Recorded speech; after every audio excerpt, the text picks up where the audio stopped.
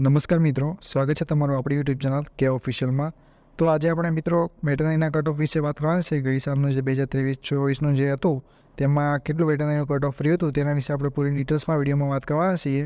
તો તેના પહેલાં આપણી ચેનલ પર તમે નવા આવેલા હો તો ચેનલને સબસ્ક્રાઈબ કરી નાખો, કેમ કે તમને અહીંયા એડમિશનને લગતી અને એડ્યુકેશનને લગતી નવી અપડેટ તમને મળતી રહેશે. તમે જાણી શકશો તો કે તમને નવી અપડેટ આવે તો. અને ચેનલને સબસ્ક્રાઈબ જરૂર કરજો અને તથા વિડીયોને લાઇક પણ કરજો અને તમારા મિત્રોને વિડીયો શેર કરજો, કેમ કે એમને પણ ફાયદો થઈ શકે. અને તમને કોઈ પણ ક્વેશ્ચન હોય તો કોમેન્ટ કરી શકો છો, અથવા આપણી ઓફિશિયલ નામની આઈડી જે બનાવેલી છે ઇન્સ્ટાગ્રામ પર તેના પર જઈને ફોલો કરીને તમે મેસેજ કરશો તો તમને રિપ્લાય મળશે કોઈ પણ તમને ક્વેશ્ચન હોય તો.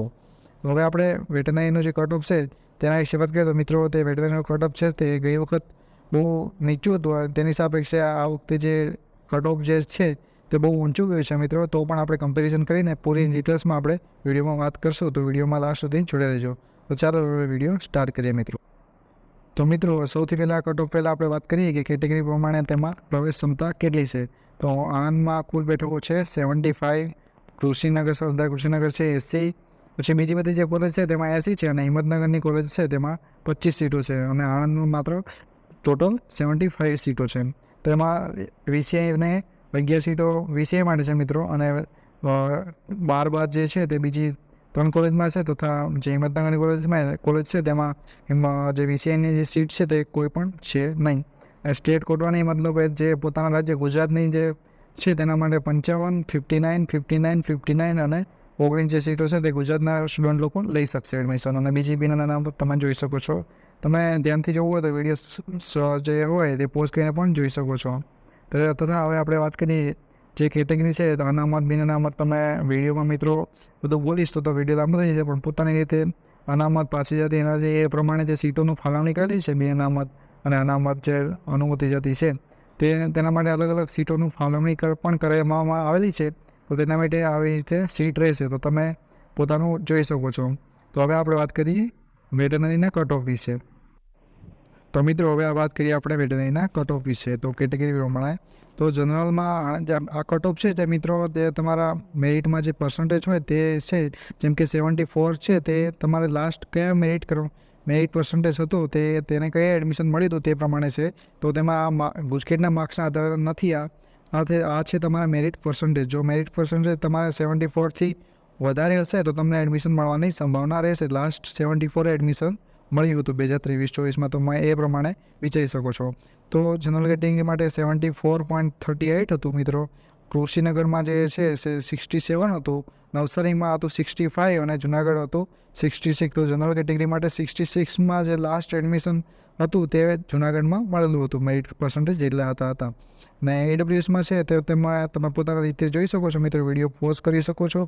તો હું પણ બોલી શકું, જેમ કે 79 છે, 67 છે, 69 છે અને 67 છે. તે પ્રમાણે ઈડબ્લ્યુએસમાં પણ તમે આણંદ, કૃષિનગર, નવસારી, જુનાગઢની જોઈ શકો છો.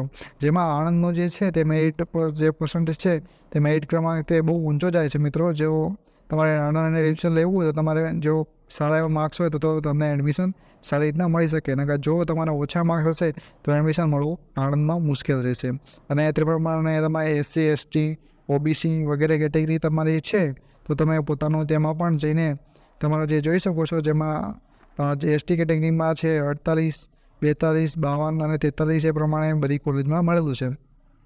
તો મિત્રો, હવે આપણે વિડીયોમાં વાત કરીએ તો ગઈ વખતનો જે મેરિટ છે તે બહુ ઓછું મિત્રો છે અત્યારની સાપેક્ષે. તો અત્યારે આ વખતે જે તમારે ગુજકેટમાં મિનિમમ જે 2024ના અત્યારે ફર્સ્ટ રાઉન્ડ આવ્યો તેમાં સૌથી વધારે મુશ્કેલી એ રહી છે કે મિનિમમ જે કેટેગરી હતી તેમાં તો OBC, ST, જનરલ કેટેગરી જે હોય તે પ્રમાણે આપણે આ વખતે જોવા જઈએ તો 100 માર્ક્સ પ્લસ ગુજકેટમાં માર્ક્સ હતા, 100 પ્લસ ગુજકેટમાં માર્ક્સ હતા, તેમને જ એડમિશન માત્ર મળે છે આ વખતે. એ સૂત્રો દ્વારા માહિતી એ જ મળેલી છે મને તો જેમાં જે SC, ST કેટેગરી છે તેમાં કદાચ 85 પ્લસ અથવા 80 પ્લસ હતા તેમને ગુજકેટમાં તેમને પણ એડમિશન મળી ગયા છે. પણ જો તમારે જનરલ કેટેગરી અથવા OBC કેટેગરી હોય તો મિનિમમ 95 માર્ક્સ હતા ગુજકેટમાં, તેમને એડમિશન મળેલા છે. તો સેકન્ડ રાઉન્ડ પડવાના કંઈ ચાન્સ લાગતા નથી મિત્રો. પણ જો તમારે લગભગ મોસ્ટલી જે વેટરનરીનું એડમિશન હોય છે તે ફર્સ્ટ રાઉન્ડમાં જ ફૂલ થઈ જશે, પણ જો સીટ ખાલી રહે તો 10-15 જેટલી ચારે કોલેજોમાં ખાલી રહેશે. ટોટલ જ 15 સીટો ખાલી રહેશે, બહુ વધારે રહેશે નહીં, 10-15ની આસપાસ.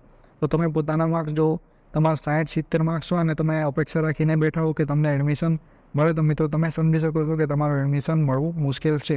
તો તેના માટે તમે વેટરનરી માટે જે ટાઈમ છે તે વેસ્ટ ના કરશો અને તમારે પોતાની બીજી કોલેજમાં એડમિશન લઈ લેજો વહેલી તકે. તેના માટે તમારે BSc નર્સિંગના પણ એડમિશન ચાલુ જ છે, બધું પ્રોસેસ છે, તો તમે તેમાં એડમિશન લઈ શકો છો. તેના માટે વેટરનરીમાં ટાઈમ વેસ્ટ ના કરશો. જો તમારા 90+ માર્ક્સ હોય અને તમારે વારો નહીં આવ્યો તો બીજા રાઉન્ડમાં કદાચ ચાન્સ છે, એવું ફિક્સ ના કહી શકો મિત્રો, પણ ચાન્સ રહેશે. પણ તો બી તમારે બીજા એડમિશન લઈ લેવાનું અને પોતાની જે એડમિશન જે પોતાનું કોલેજનું છે તે સિક્યોર કરી લેવાનું, નકર તમને એડમિશન મળશે નહીં અને તમારું વર્ષ પણ બગડશે મિત્રો. તો આ વખતે જે ગઈ વખતનું જે મેરિટ હતું મિત્રો, તે પ્રમાણે જોવા જઈએ તો બહુ નીચું મેરિટ હતું આ વર્ષની સાપેક્ષે. પણ આ વખતે જે એડમિશનની જે પ્રોસેસ થઈ તેમાં ખબર પડી કે મોસ્ટલી જે મેરિટ 100 માર્ક્સ ગુજકેટમાં પ્લસ હતા તેમને જ એડમિશન મળવા પાત્ર રહેશે. તો તમે સમજી શકો છો મિત્રો, બધી કેટેગરીમાં આ વખતે જે મેરિટ છે તે બહુ ઊંચું ગયું છે અને એડમિશન પણ 100 માર્ક્સ પ્લસ હતા અથવા 90+ હતા તેમને જ એડમિશન મળ્યા છે. તમે તમારા માર્ક્સ પ્રમાણે સમજી શકો છો તમને એડમિશન મળશે કે નહીં. ધન્યવાદ મિત્રો વિડીયો જોવા માટે, અને કોઈ પણ ક્વેશ્ચન હોય તો કોમેન્ટ કરી શકો છો. ધન્યવાદ.